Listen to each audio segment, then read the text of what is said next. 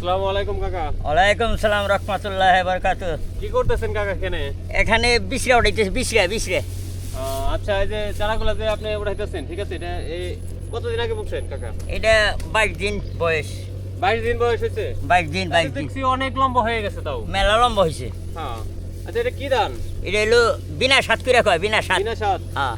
আচ্ছা, এটার ফলন কিরকম আছে কাকা? ফলন 22 মণ, 20 মণ, 22 18 20 মণ। মণ। হ্যাঁ। আচ্ছা, এটা চারাটা বুনবেন কবে? চারাটা সামনে দিনে বুনে হলাম। সামনের দিনই বুনবেন? হ্যাঁ। আচ্ছা, সামনের দিনে এই খেতেই বুনতে চাচ্ছেন নাকি? না, এই খেতে বুনবো না। এটা কি কোন পাশে খেত আপনার? অন্য মাঠে, ওই দক্ষিণ মাঠে। দক্ষিণ মাঠে না? হ্যাঁ। আচ্ছা, আপনার এই যে এই চারাটা যে লাগাবেন, লাগানোর কতদিন পর এটা কি সার বীজ দিতে হবে? এটা 22 দিনের ভিতরে ক্লিয়ার করুন না সব। আচ্ছা, কিরকম খরচা লাগবে এই আপনাদের এই ধানটা হওয়ানোর জন্য? এটা হুম। বিঘা প্রতি ম্যাক্সিমাম এবার কামলার দাম বেশি, হলুদের দাম মেলা বেশি, হ্যাঁ, হ্যাঁ, বিচরার দাম বেশি, হ্যাঁ। তার বিছনের দাম বেশি ছিল। হুম, হুম। মোটামুটি বিঘা প্রতি প্রায় 6,000 6,500 মতো উঠবে।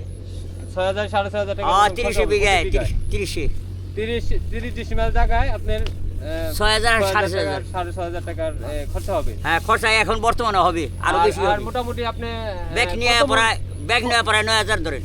ব্যাগ সবকিছু নিয়ে 9,000 টাকা খরচা হবে। 9,000 টাকা খরচা।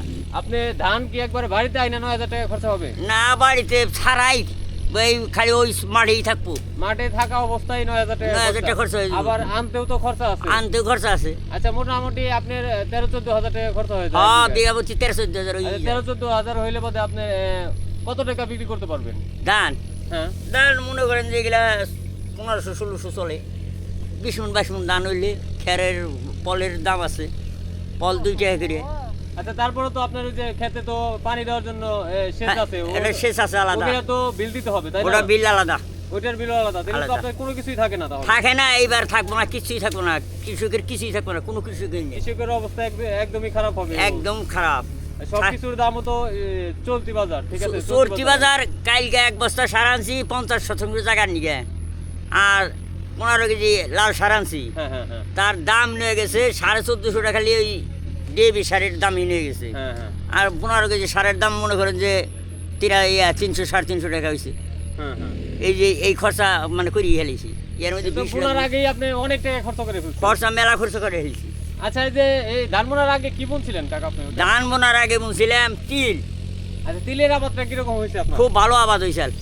আচ্ছা, মোটামুটি আপনার বিঘায় কতখানি আর পাইছেন আপনি? বিঘায় মোটামুটি 1.5 মণ করে পাইছি এবার। 1.5 মণ করে পাইছেন? হ্যাঁ, তিলের দামটা কত করে আছে এখন? তিলের দাম উপরে 2600-2700, তার উপরে নেই। 2600-2700 টাকা। তাহলে তো তিলের দাম অনেক হাই আছে।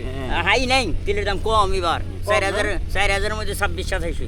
তাহলে তো অর্ধেকই কমে গেছে মনে হয়। অর্ধেক কমে গেছে, তিলের দাম দেয় নাই বেটারা।